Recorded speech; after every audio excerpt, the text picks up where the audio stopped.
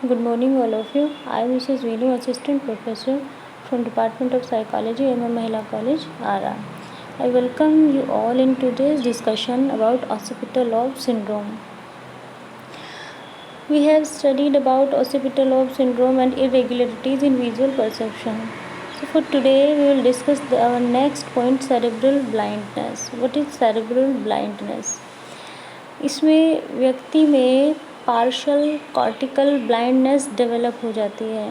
जो cerebral blindness है इसमें व्यक्ति में पार्शल कॉर्टिकल ब्लाइंडनेस डेवलप हो जाती है। पार्शल कॉर्टिकल ब्लाइंडनेस मीन्स कि जो व्यक्ति का जो सेरेब्रम होता है उस सेरेब्रम के पीछे के एरिया में पोस्टीरियर सेरेब्रल आर्टरी होती है। तो जो सेरेब्रम के पीछे के एरिया में जो पोस्टीरियर सेरेब्रल आर्टरी होती है वो आर्टरी जो है नैरो हो जाती है और उस आर्टरी के नैरो हो जाने के कारण जो ब्लड सप्लाई होती है उसमें ऑब्स्ट्रक्शन आती है, उसमें बाधा आती है। तो इसके कारण होता क्या है कि जो हमारा प्राइमरी विजुअल कॉर्टेक्स है वो भी सेरेब्रम के पीछे के भाग में होता है। तो इस कारण से जो प्राइमरी विजुअल कॉर्टेक्स है वहाँ पर भी ब्लड की सप्लाई कम हो जाती है और जब ये ब्लड की सप्लाई वहाँ भी कम हो जाती है तो इसके कारण पार्शियल कॉर्टिकल ब्लाइंडनेस व्यक्ति में डेवलप हो जाता है। पार्शियल मीन्स के आंशिक रूप से अंधापन व्यक्ति के अंदर डेवलप हो जाता है। तो समझ आया आपको कि पार्शियल सेरेब्रल ब्लाइंडनेस किसे कहा जाता है। सेरेब्रल ब्लाइंडनेस एक पार्शियल कॉर्टिकल ब्लाइंडनेस है और ये तब होती है जब व्यक्ति के सेरेब्रम के पीछे के एरिया में पोस्टीरियर सेरेब्रल आर्टरीज जो है वो नैरो हो जाती हैं। उसके नैरो हो जाने के कारण ब्लड सप्लाई में ऑब्स्ट्रक्शन आता है। चूँकि प्राइमरी विजुअल कॉर्टेक्स सेरेब्रम के पीछे रहता है इसीलिए प्राइमरी विजुअल कॉर्टेक्स में भी ब्लड सप्लाई कम हो जाता है और प्राइमरी विजुअल कॉर्टेक्स में ब्लड सप्लाई कम हो जाने के कारण व्यक्ति में पार्शियल कॉर्टिकल ब्लाइंडनेस डेवलप हो जाती है। अब अगर हम आगे बात करें तो सामान्यतः ये देखा गया कि जो ये ब्लाइंडनेस होती है इस ब्लाइंडनेस के साथ साथ रोगी में कुछ कन्फ्यूज़न और ऐसी जैसे अनकॉन्शियस वाली सिचुएशन होती है। कभी कुछ ऐसे लक्षण भी देखने को मिले कि व्यक्ति में पार्शियल कॉर्टिकल ब्लाइंडनेस तो होती है साथ साथ में उसमें कन्फ्यूज़न भी हो जाता है, बहुत अनकॉन्शियस सा वो रहता है। और प्राय ये देखा गया कि विजुअल कॉर्टेक्स में अगर कोई क्षति होती है तो व्यक्ति को कंप्लीट ब्लाइंडनेस नहीं होती है, कुछ ऑब्जेक्ट को परसीव कर पाता है कुछ को नहीं। It means partial cortical blindness उसको कहा जाता है।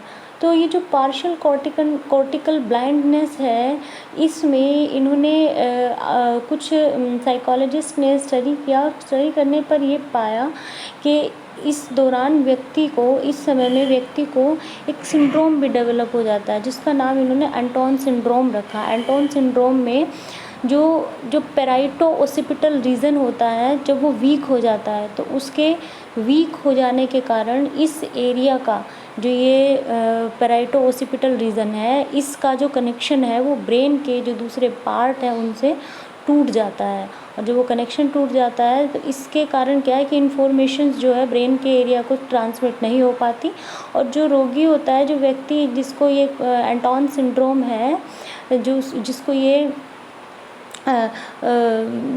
इट मीन्स जो रोगी होता है वो ब्लाइंडनेस को एक्सेप्ट नहीं करता है। एंटोन सिंड्रोम में होता क्या है कि जो रोगी है वो व्यक्ति इस बात को स्वीकार नहीं करता कि उसको ब्लाइंडनेस है। सो उसी को एंटोन सिंड्रोम कहा गया। एक्चुअल में क्या हुआ था कि एक रोगी थे एंटोन नाम के। तो जो एंटोन नाम के रोगी थे तो जब इनकी डेथ हो गई तो इनका पोस्टमार्टम किया गया। जब इनका पोस्टमार्टम किया तो ये देखा कि जो इनके ब्रेन के पेराइटो ओसिपिटल रीजन थे दोनों तरफ के पेराइटो ओसिपिटल रीजन वो कमज़ोर पड़ गए थे जिसके कारण उस एरिया का जो संपर्क था पेराइटो ओसिपिटल रीजन के रीजन जो थे उनका संपर्क ब्रेन के जो अन्य पार्ट थे जो दूसरे पार्ट थे उनके साथ ख़त्म हो गया था। और उसका रिज़ल्ट ये रहा कि जो वो रोगी था एंटोन नाम का उसमें क्या प्रॉब्लम पाई गई कि वो अपनी ब्लाइंडनेस अपने अंधेपन जैसे विजुअल इम्पेयरमेंट को वो नकारता था। वो ये कहता था कि नहीं, उसको ब्लाइंडनेस है ही नहीं, इसीलिए उसके नाम पर ही इस सिंड्रोम को एंटॉन सिंड्रोम कहा गया। इट मीन्स एंटॉन सिंड्रोम वाला व्यक्ति क्या होता है, अपनी ब्लाइंडनेस को एक्सेप्ट नहीं करता है, वो ये नहीं मानता है कि उसको ब्लाइंडनेस है, उसको अंधापन जैसी विजुअल इम्पेयरमेंट है। So this is the second point of occipital lobe syndrome, cerebral blindness. तो इससे जो आगे वाला टॉपिक है विजुअल एग्नोसिया, उसको हम अपने कल के वीडियो में कंटिन्यू करेंगे। Thank you, thanks a lot, have a nice day.